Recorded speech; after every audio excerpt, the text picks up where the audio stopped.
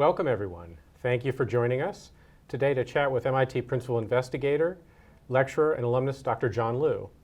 Before we begin, a few housekeeping notes. This event is being recorded by MIT Open Learning. The video may be reproduced and distributed for use by others.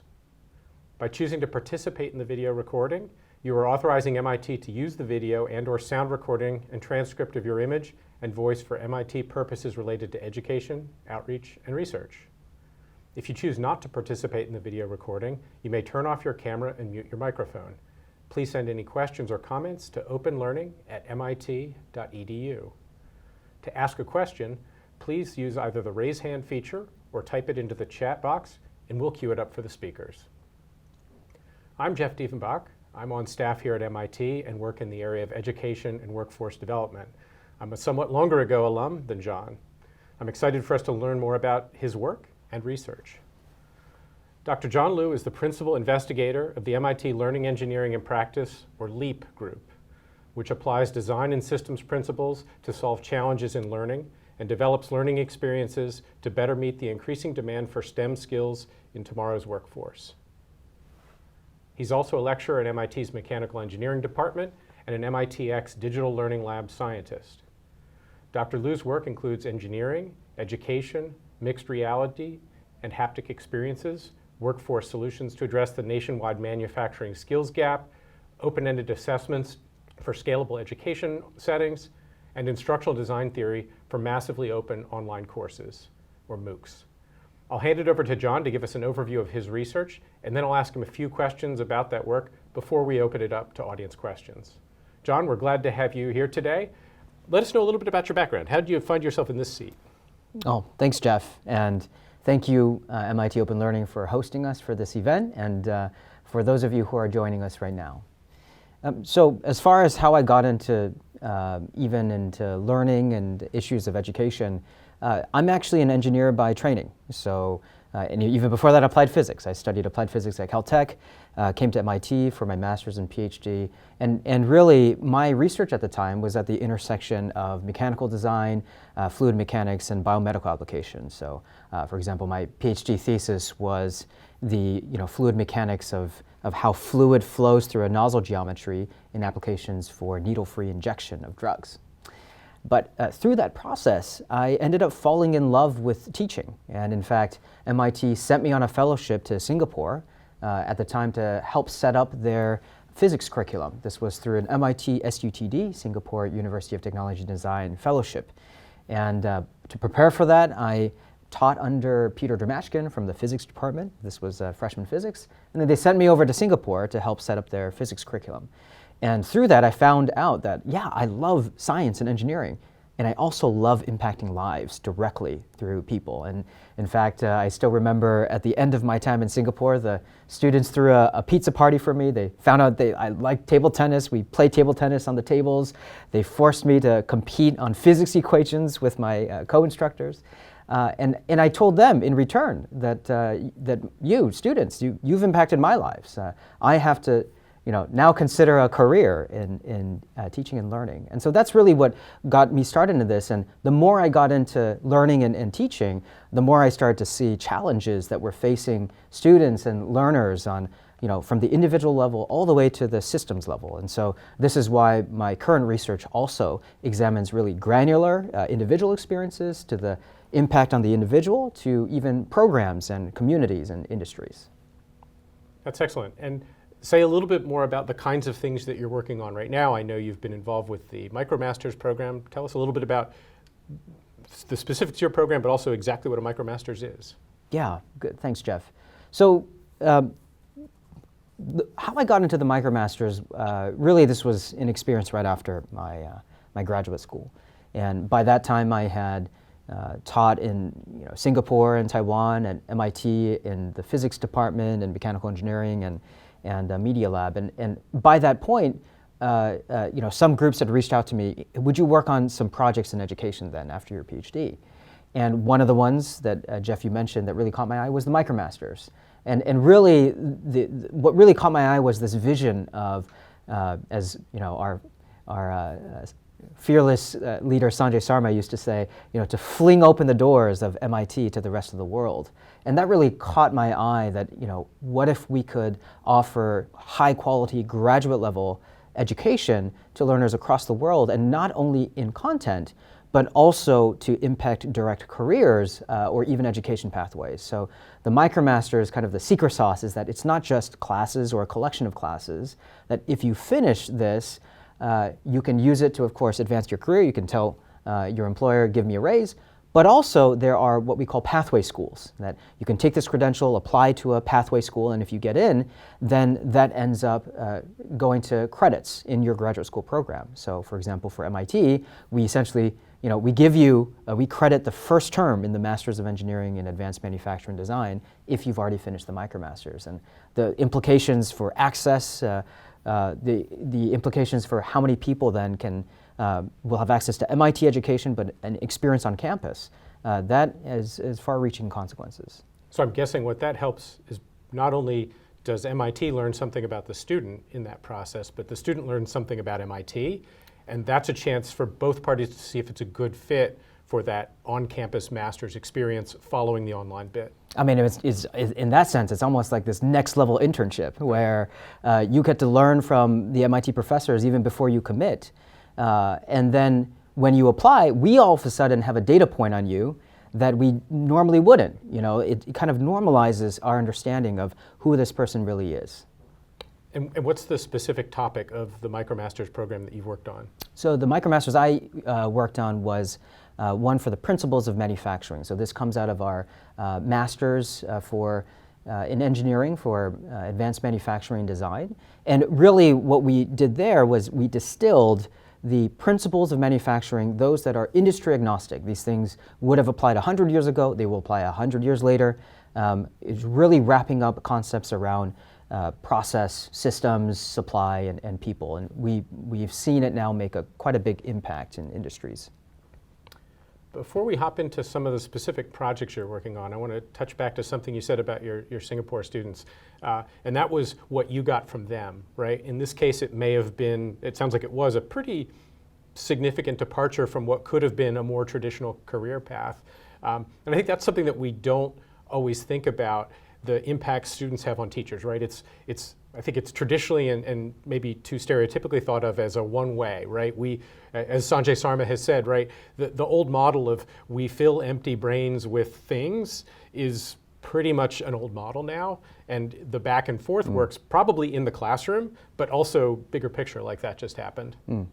Yeah, that's certainly the case for me. I mean, I've of course benefited from what we often call the sage and the stage model, but I've also come in my teaching experiences to more to be able to see myself as someone who can facilitate learning experiences, whether that's in my direct interactions with students or whether that's in the products in research that I do. And one last thing before we get to AR, augmented reality, which I think a lot of people are online to check out. How intuitive to you was teaching? Is this something that you feel like you're working hard all the time? Certainly you love it, but is it easy, hard? Tell us a little bit about that.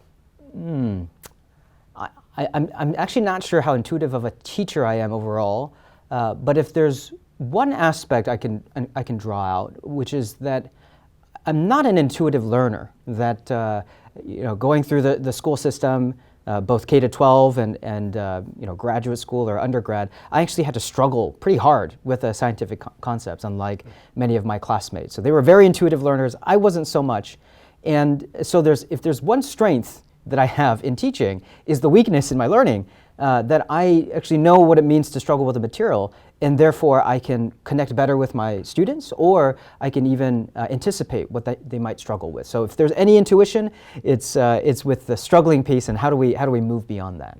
That's great. We hear all the time about learners, novices are not just slightly less knowledgeable experts. There's a fundamental difference, and I suspect the best teachers do a great job of picking up on where a student's struggling, where a student's excelling, and building on that versus just plowing ahead. Yeah, absolutely. So I love the title of this, and I'm going to get the title not exactly right, but Augmented Reality Disassembly. Yeah. Tell us about that project. Yeah. So that project really stemmed out of one of the courses that I teach at MIT, 2008, that's essentially the Intro to Manufacturing course for juniors and seniors, specifically for the mechanical engineering major. What we do in that class is every single week we pass around products that have been mass produced that are connected to particular processes that we might be teaching in that week. Injection molding or machining or casting. And then they take apart the products, they examine features, they make meaning of it, and we lead them along a series of questions in order for them to carry out manufacturing analysis. And there's two challenges to this type of pedagogy. The first one is that of access. So what if instead of a handheld, consumer tablet, I wanted to be able for students to take apart, a windmill turbine blade, that's 10 meters across, or to bring them into a radioactive nuclear reactor, or something that, simply is too expensive for all of us to take apart, like a supercomputer. So there's issues of access and getting it out to the rest of the world, right? I cannot send 10,000 iPhones, for example, around the world to 150 countries, but that is simply what we do for our edX course in the Intro to Manufacturing. The second challenge is really that when we're walking around the class, there's a challenge in which how do we teach the learners this way of analysis? That when a student gets stuck, for example, I might come along with a series of questions. Someone else might come along and just give them the answer, and someone else, might kind of forget exactly, what feature is really relevant about this particular question. And so we want to be able to offer a uniform, high-quality experience that still somehow guides learners along the process of manufacturing analysis and using disassembly to do that. So because of these two challenges, what I and my team set out to do is to create an augmented reality app to be able to disassemble manufactured products in the virtual space. And if we could bring up the video now, I can show you a short demonstration of what that could do. So this particular product, and by the way, what you're seeing now is it's a screen recording. There's no post-processing except for that red overlay of text. But what you're seeing here is a capture of the augmented reality overlaying this virtual model of a consumer electronics tablet that you can disassemble. You can see the different sub-assemblies like the scaffold or the back housing, and notice how high fidelity these features are. For example, that piece on the right, that is the back of the housing, and turns out you can see post-processing that the manufacturers did. I can press on a sub-assembly and then examine it in even more detail. For example, notice how we're zooming in here. And what is really important at this point is to be able to guide students, like, oh, did you notice this? Did you notice that? That's what these yellow boxes are here. It's like an expert coming along and saying, oh, what did these molding marks actually mean? Or what does this little nub on the side mean? And so we're able to design in the structure, in the architecture of the app, an ability to scaffold and guide learners along this process of inquiry in manufacturing and engineering. So we've now implemented that app to our edX course. So hundreds of learners have actually used this experience. And now we're actually kind of analyzing the learner reflections to see. It turns out students really react positively to this kind of learning experience. It's very interactive, it's open-ended, and also that students can actually make engineering conclusions off of this kind of experience.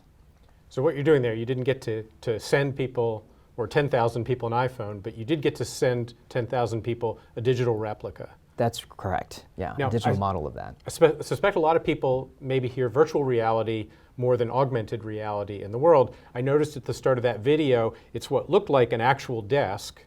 And yes. Tell us about exactly why this is augmented and not virtual. Right, okay. So what you just saw there, Jeff, was really everything except the tablet was a physical environment. It was someone's actual desk, it was someone's, this is someone's room. What augmented reality does, and this is different than virtual reality, is it overlays digital information onto the view of the real world. That's why we call it augmenting a reality. And so why we chose augmented reality, and by the way, virtual reality is when we essentially, for example, you might have seen people in those headsets with no openings, right? $1,000 headsets. $1,000 headsets, could be hundreds, yeah, exactly. The virtual reality headsets, what you do is you transport someone into another environment. It's a virtual world, and you've probably heard of immersed. You're immersed in that environment, experiencing something new. The reason why we chose, and we were very thoughtful about this, but the reason why we chose AR, augmented reality, for this experience is because I want students to see the scale, for example, of these products, to compare it to the pencil that's sitting on your desk or your bottle, to see that this is truly an electronics tablet, and these are how small the tabs are, or this is how small this feature is, similar to what you might experience in the classroom. Excellent. That's just sounds like a fantastic way to learn. I'm not worried about breaking things. What's the hardware like? That is, I'm seeing things superimposed on the real world. Right. I've heard of Google Glass as Right. older technology that does that. What's the learner using? Actually, the learner's just using their own smartphone or a tablet. Like, you can access it through an iPad or a PC tablet. This has been available on Google Play and the Apple Store for some time at this point.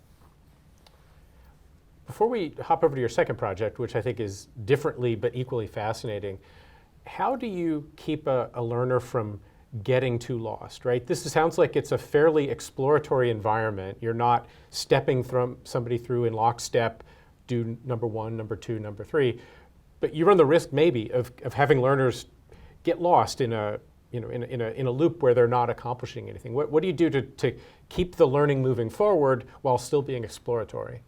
That's a great question. I think a couple things. The first is just to note that this app that we created is not an island, that it exists in a context of learning experiences in the course itself, right? So they are first of all, they're building up their knowledge to the point where now they need to piece together the different bite-sized concepts that they've been learning through the week and through this entire course. Now they're applying their learnings. The second thing is that this app is what they're using as a tool to carry out the activity that we've given them, right? So there is a guiding activity to say, okay, now try these things, try to disassemble it and see, what do you observe here? Or what do you observe here? What might that mean about X, Y, Z? So there is a guidance in our activity as well for the student. And the final thing to say is, that's where the interaction between the student and instructor is so important, right? Whether that is over a MOOC forum, whether that is in person, in the classroom, and a student raises their hand, that's what we're there for. Yeah, I think that the fact that this is in the service of an instructor-student relationship is important. This is not bypassing that. Mm-hmm. So a different use of technology, a project called Crowdlearn. One of the challenges for any instructor, I imagine, in a course of 10,000 students is that it's very hard to assess the student and give meaningful feedback. Crowdlearn is designed to tackle that. Tell us about that. Yeah, so Crowdlearn really, if I were to kind of encapsulate the guiding theme of this project, or what got started it could be, how do we open up MIT not just in its content, not just to get high quality material out there, but experiences, formative experiences. So the backstory on this project is, when I was still working on the MicroMasters, there's a class in engineering management, and many of us know, engineering management is really not, is it A or is it B or is it C, or give me a numerical answer. It's really, most of engineering management is taught, or management in general, is taught through case studies, it's taught through reflection and debate. And maybe there's in the discussion, maybe there's a TA on the side, kind of check minus, check plus, to rate your, contributions to the class dynamic and discussion. How do you capture this rich amount of interactions and assess for that? There's open-ended nature of the actual case study, for example. There are interactions between the learners that you're trying to capture as well. And perhaps there's a reflection on that learning experience.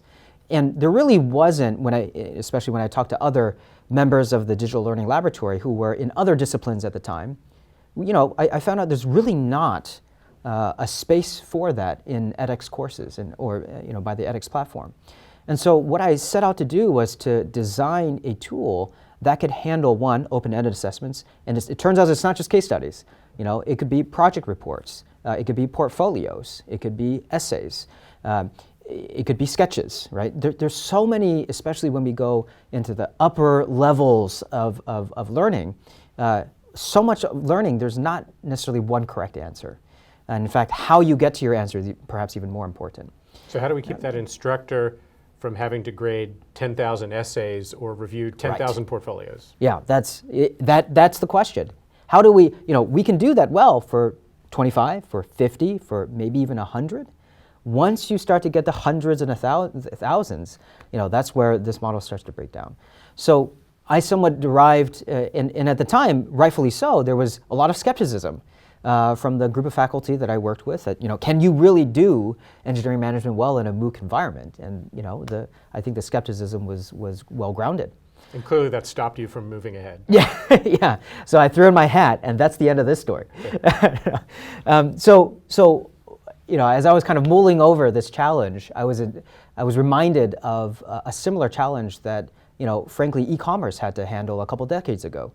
For example, if you think about an early Amazon, I want to have, to be able to sell 10,000 items.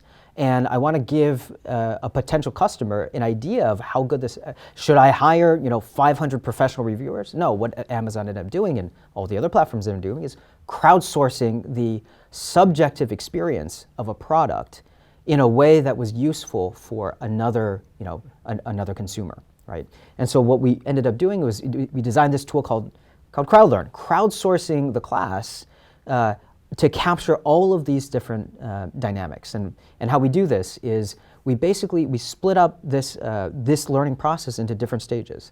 The learner first submits their product, so it could be the case study, it could be the essay. Then there are 3 to 5 learners who are assigned to review that, so that's pretty standard.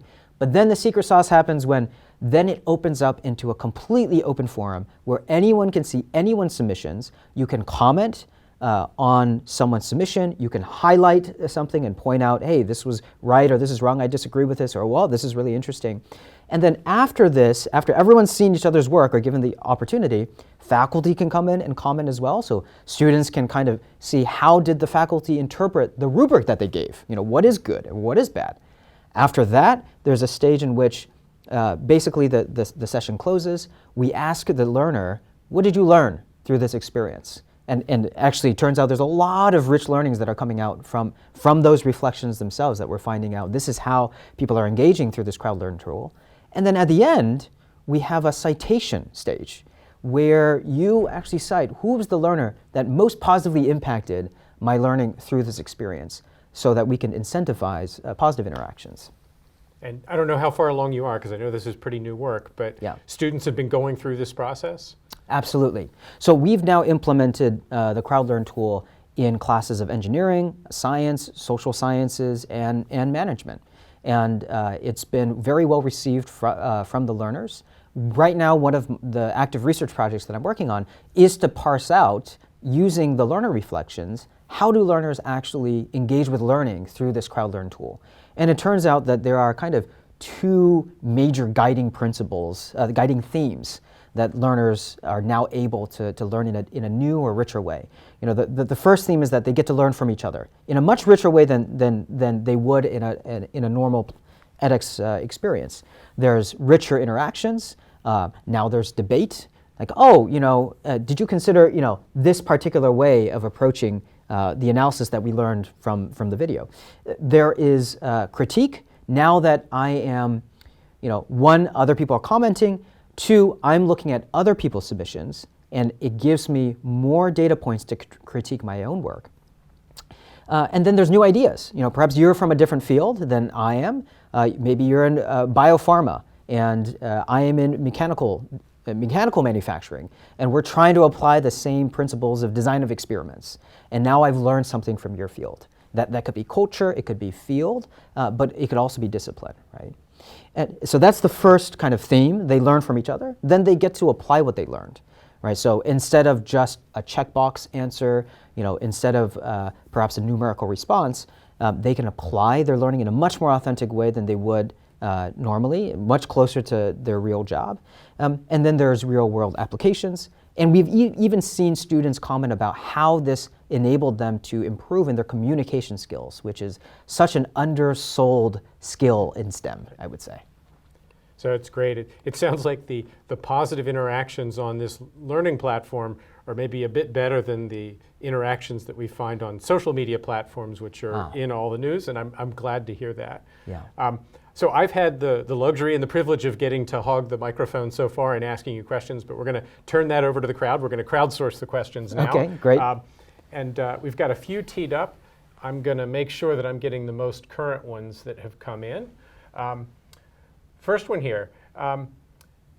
What's the completion rate for these courses online? Right? 2012, I think, was Time Magazine's Year of the MOOC. And then there was a bit of the backlash that, well, this isn't happening.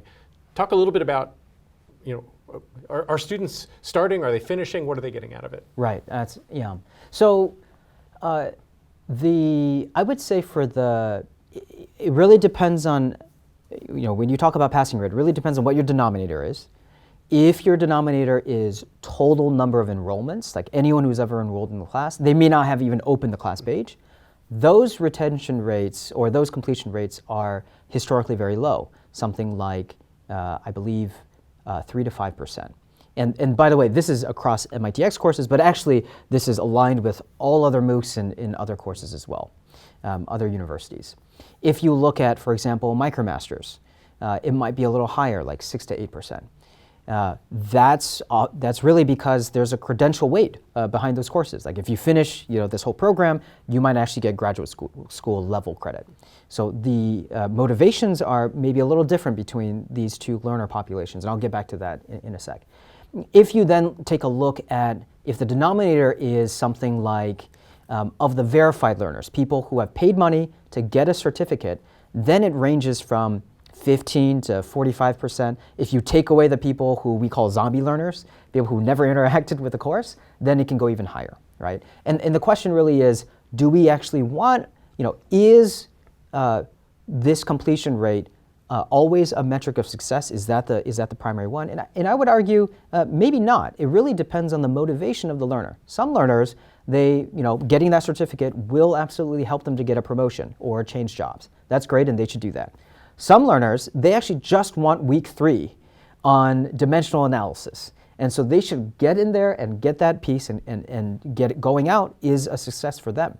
And so we don't necessarily just look at completion rates when we look at success of our MOOCs. I've heard, for instance, that for MIT's X-Pro courses, these are professional level courses, fees can be into the thousands of dollars. Absolutely. The learner pays for it and the company reimburses upon completion. I suspect that's a big motivator to a high completion rate. Right? Then that's a very different type. And then you start to get to smaller cohorts, frankly. Maybe not the tens of thousands of learners, maybe hundreds or even tens. So let's think a little bit about AR. Would be the same question for VR. These are pretty new technologies. The learner may not be too familiar with them, but the teachers may not either. How are teachers trained to use newer technologies, whether it's MOOCs in general or aspects of it like Crowdlearn or like the AR disassembly approach? Yeah, so I think it's true in general that whenever you have the adoption of new technology, it requires an investment.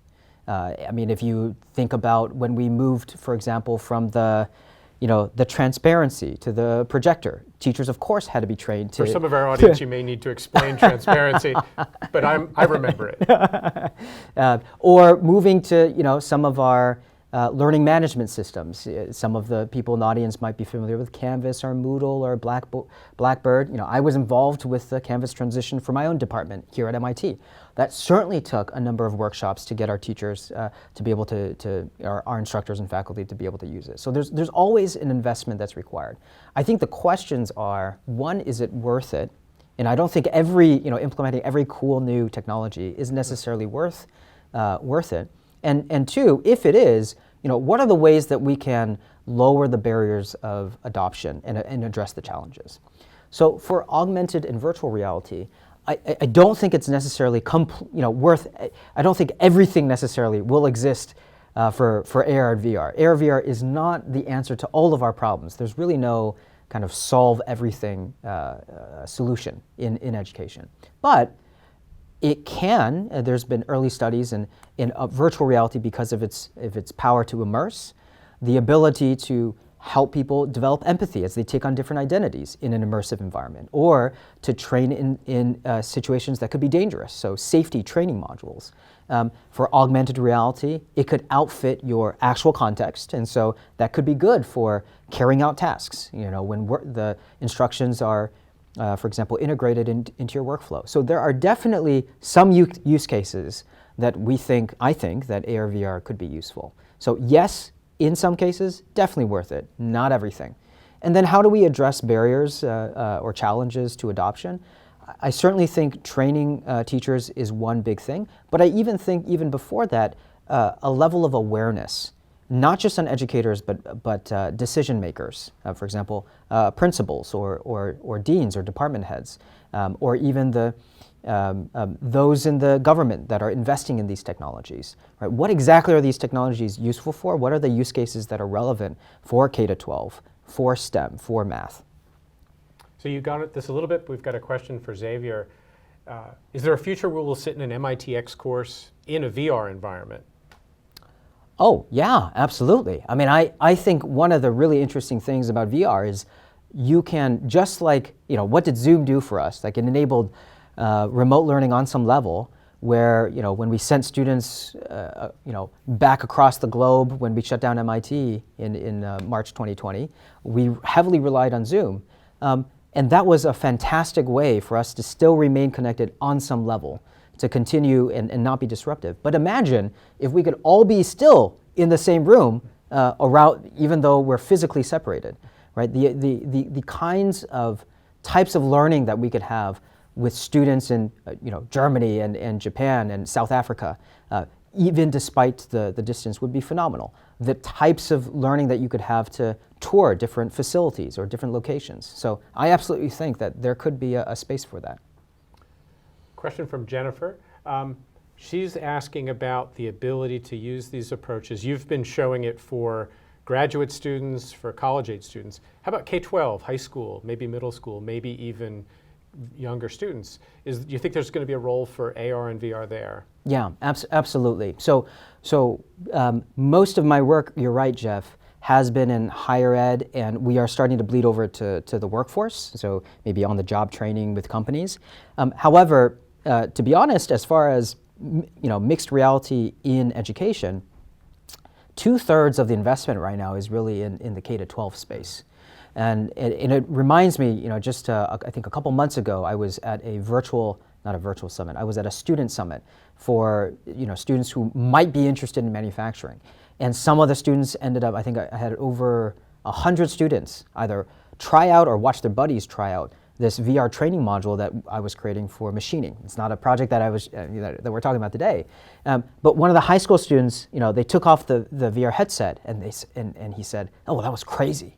And I said, "Good crazy or bad crazy?" He said, "Good crazy." And I said, "Well, why? Why was that good crazy?" And he said, "Well, I felt like I was doing real work." And so if that could be the potential, one of the powers of VR, to transport someone into a new environment that they normally wouldn't have access to give them an authentic experience that excites and motivates. But if students are getting excited about doing work, I think there's something very special about that.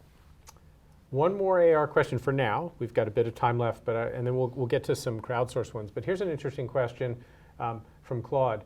Can we augment reality without a headset? Are all people with one eye or with, and I'm not sure what this is, amblyopia, but presumably it's a vision dysfunction, basically outside the bounds of these technologies, or can we serve them as well? Absolutely. So first of all, augmented reality is not limited to the headset. And frankly, most people, I think the average person on the street knows augmented reality either through Pokemon Go or through Snapchat filters. So they're kind of everywhere at this point, especially to young people, very comfortable with augmented reality. And really, most people have their experience through smartphones or tablets. And that's why, for the product Disassembly app, we chose to go down that avenue to increase accessibility. But as far as access to the visually impaired, there actually is, I'm not actually involved in this directly, but there is actually work in developing tactile, haptics, gloves, bodysuits to be able to impart experiences to people without just the visual experience. And so that's absolutely one other area that AR is growing in. Your Snapchat filter reminded me, I think it was early in the pandemic, but there was I a don't use courtroom, Snapchat, courtroom taking place on Zoom, and one of the lawyers turned himself into a cat and couldn't unturn himself into a cat. So I guess we need an undo button on some of these features. Here's a Crowdlearn question. How does the faculty member or the instructor decide how to get the assignments of, you're going to look at these 3 to 5 students' work, after submitting your own?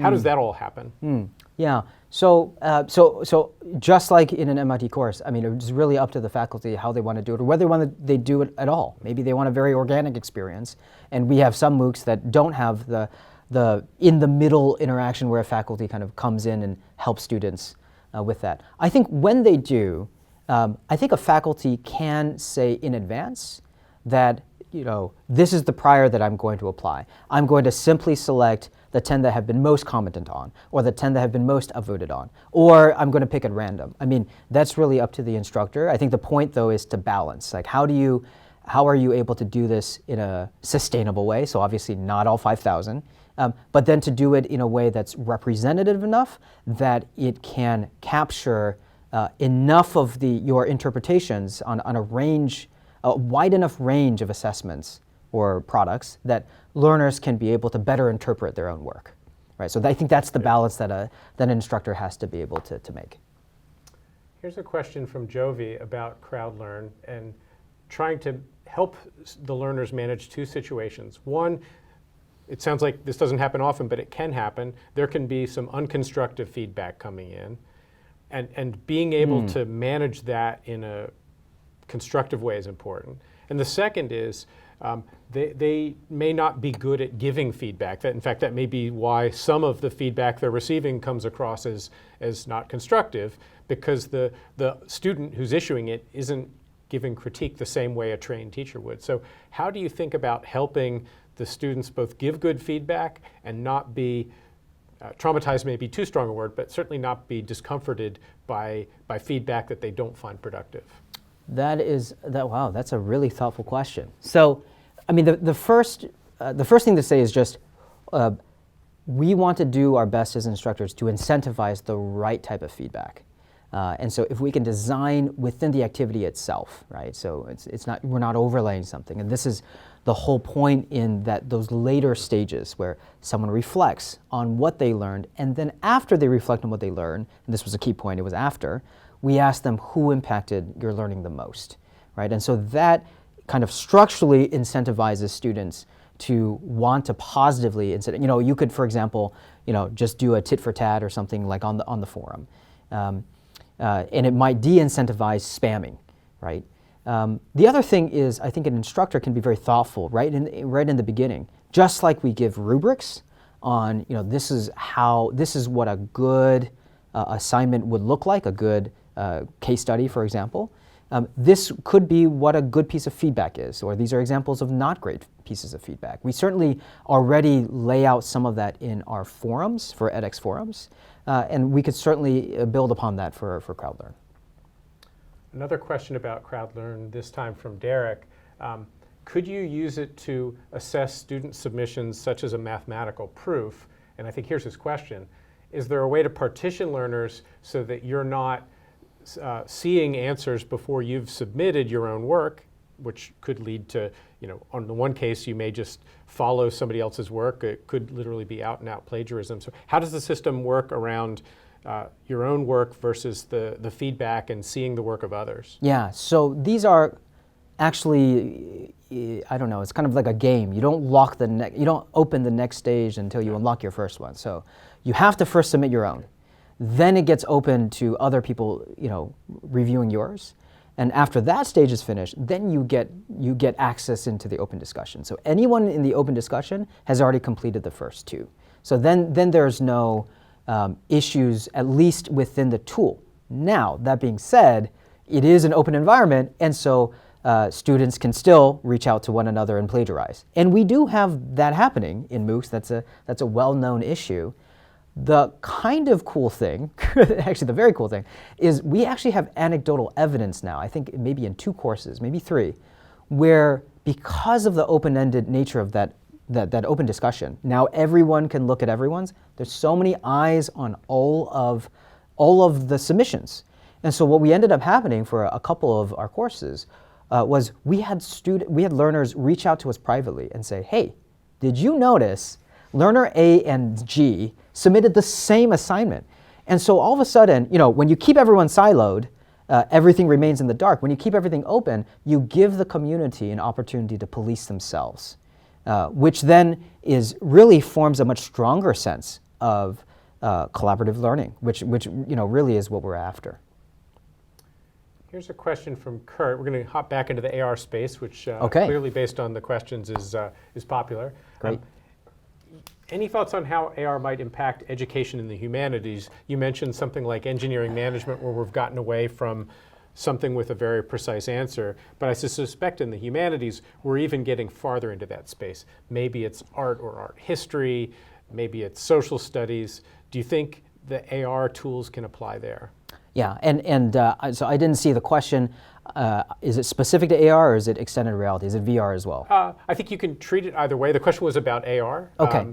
But I think it would, same question for both, and maybe even differentiate then how you might do something a bit different if the answer is I've got AR tools versus I've got VR tools. And in fact, that prompts a question of my own, which I'm going to come back to after you address this. This is really interesting. So I will say that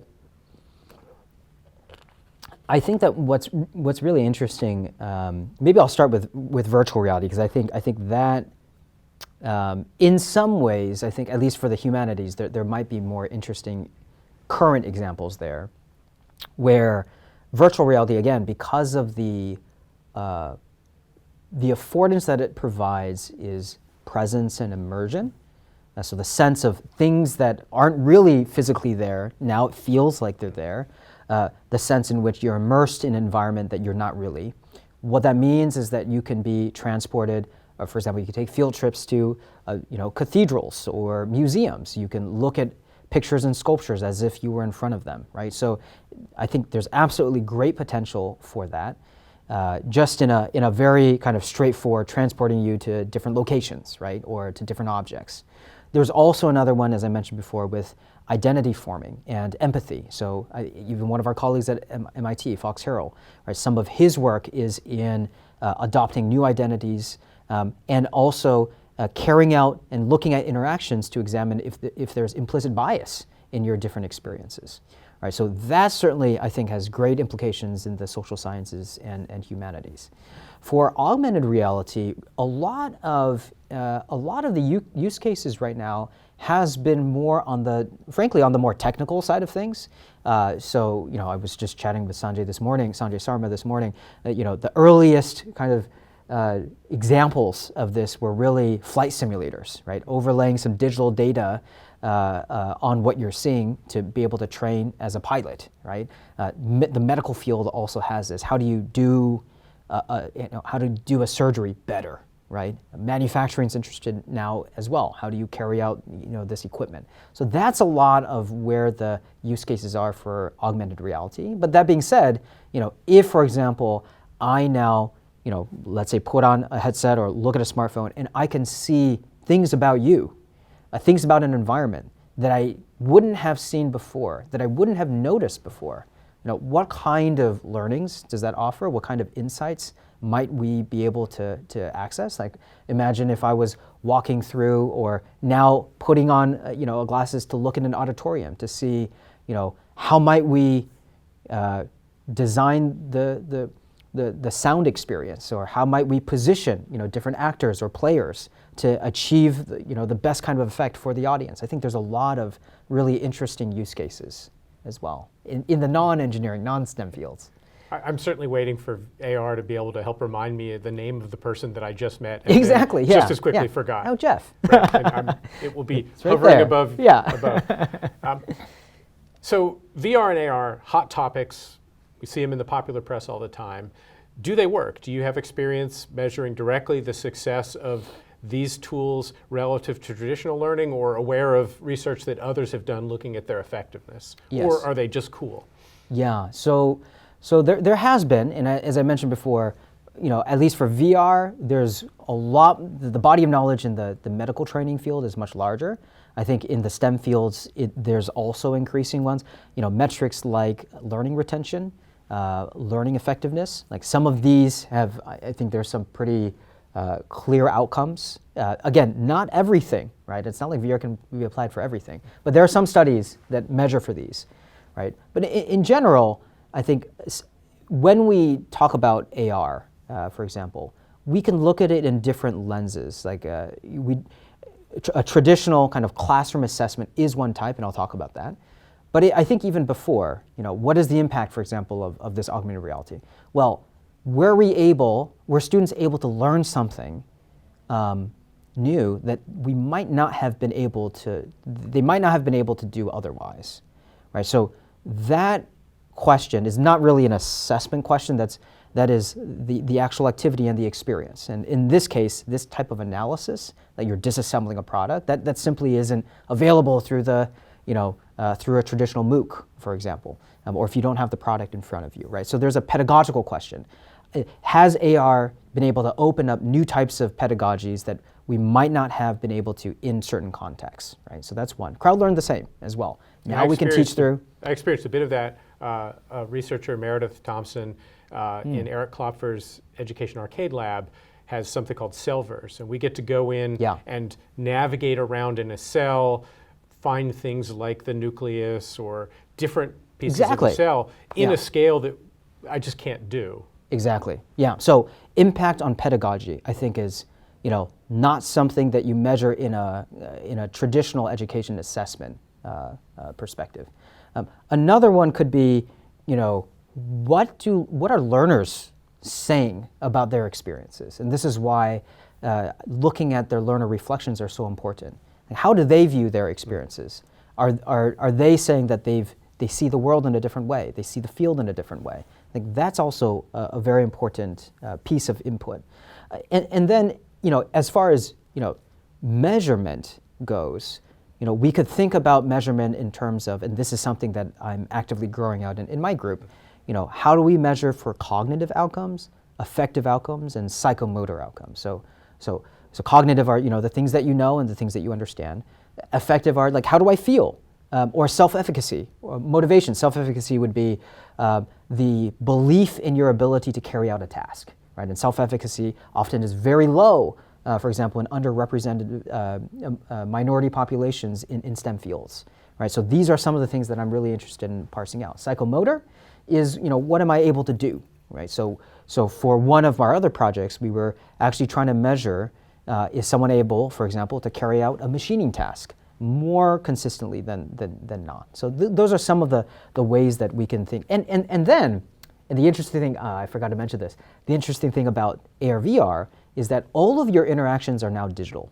They can be archived, they can be recorded. And so what that means is then in the app itself, we have now an opportunity to build out a platform for learning analytics. Like it might be that if you were disassembling a product in person, I'm on the side taking notes. Oh, they took off the head of the toy first, and then they tried to tweak off the arm. But in our augmented reality app, all of those interactions are digital now. And so are there, for example, if we apply analytics, are there, for example, patterns that are different between how a novice approaches the disassembly of a product versus an expert? What are they spending their time looking at? If we were able to parse different patterns, we might be able to take those insights, bring that back into the design of the app to guide learners better on how should they approach the disassembly and where should they be noticing. So that's one. And there's another area I think that would be really interesting as far as developing this platform for kind of studying how learning works, is the intersection of curiosity and interest and motivation. Disassembly, I'm talking disassembly specifically, but this is a good example where a lot of professional engineers at this point will say, when you ask them like, oh, how'd you get into engineering? They'll say like, oh, I took about radios and toy cars and computers when I was a kid. There's something very formative and inspiring about these disassembling experiences. We don't really understand that very well, but we could use now these AR/VR platforms to be able to parse those out now that we can record and archive. As a parent, I went through some of those experiences, and while my children may have been inspired by the disassembly process, I wasn't necessarily as enthusiastic about it when it came time to put it back together. Yeah. This question is maybe a bit outside the scope of what we've been talking about in your work, but I think it's pretty interesting. I find it disappointing that AR/VR hasn't been developed quickly enough since the start of the pandemic. And I don't know if that's necessarily true, but virtual learners are stuck with traditional web meetings. I think we're all pretty good at them now, but they still are flat, if you will. So here's the question. Any thoughts on why the pandemic hasn't pushed AR/VR along faster, or has it, and it can only be so fast? Yeah, so, wow. I think there's a lot of different aspects to this question. And it's really, I suppose you could say, the pace of adoption or the pace of implementation of a new technology. Schools, especially universities, are very traditional institutions. So they also tend to be, maybe there are pockets that adopt things faster, and then there's a large body of mass, right? But for AR and VR specifically, I would say that there are the technology itself has been in some forms around for some time, but as far as in the forms that would be most useful or directly useful for a broad range of contexts, from the classroom to the lab, and that is going to take some time. That's a technology development aspect. There's the technology implementation. Do we have enough? Do schools and universities, do they have enough know-how to be able to even identify, not broadly how it's useful, but even like the top 5 use cases that we're going to try out? That doesn't necessarily exist for every school, and this is something that I care about a lot. I would like to, start creating and making those avenues for practitioners, right? And then, there's a very large, I would say, disconnect between technology developers and educators, right? So how do we bridge that gap where technology developers might just see a lot of opportunities, cool things that we can offer? Educators are really hopefully thinking about the learning of the students, right? These groups don't necessarily talk to each other very often. There are some, obviously, that do, and some networks like the Immersive Learning Network that does. But by and large, across the field, that is not happening. So that's another kind of barrier and challenge that we have to be able to address. Let me close out the Q&A with one final question, and then we can wrap things up. All this capture of data is great, but that does open up some privacy questions. How confident are you that we can manage this such that the capture of the data makes the learning experience better and the teaching experience better, but doesn't lead to getting, for instance, I'm working on a course for my company, and my employer now starts to find out that I'm struggling more than maybe they think I should be, and that could end up factoring into performance decisions. Do you think it's possible to create this system such that this raft of data that's being collected can be used for the good of the teacher and the learner, but nothing more? Well, so I think this is like the perennial question of, is technology inherently good or bad? I think it needs to be both. We need to grow out a culture of good ethical practices, to open up the dialogue between developers and practitioners and users about what are appropriate and kind of wise ways to handle people's data, and that is already happening as well. But I also think that in the design, there can be thoughtful design, not to eliminate all ethical issues, but I think there can be thoughtful designs on how we even capture data and handle that data. So for example, for the product teardown, my team had a lot of conversations, and instead of maybe the traditional visual analysis of what a learner is actually looking at, we've chosen to take a very different route to capture really the orientations and the positions of the disassembled product in that state and to capture those. So what we actually see are not, for example, that this person has a Cosmopolitan magazine behind or has an interest in F-35s, but simply that in that moment, right, on the screen was the tablet in this orientation, with a couple nuts on the side. Right, so we can tag those and identify just the pieces of information that we want. Interesting. So in that case, you're abstracting the information, probably dulling the things that might be pointed privacy concerns. Correct. And presumably even anonymizing if you need to. That is, the instructor may not need to know to improve their course that this particular student was struggling this way, but rather a lot of students maybe struggled with this particular question and we want to rework it. Absolutely. Yeah. Great. Well, thank you, John, for sharing. This research is fascinating. I can't learn enough about AR, and I think the ability to crowdsource and make the learners much more part of the process both is scalable and as you've said, good for the learners. I think these innovative teaching and learning tools really help both sides of that equation. I want to thank the supporters who've joined us today. Your donations are what make the efforts of open learning possible. And if you're not yet one of those supporters but would like to be, there are lots of ways that you can. You can go to our website, and I believe that these links will be in the chat, openlearning.mit.edu/give. We've got a newsletter that you can subscribe to, maybe a newspaper as well. And share these resources and things that you find with your family and friends, because that's where a lot of the scaling comes in, the ability for all of us to help make all of us even better. But you can find general information about OpenLearn at openlearning.mit.edu. And thanks again. Thank you, Jeff, for having me. Thank you, everyone.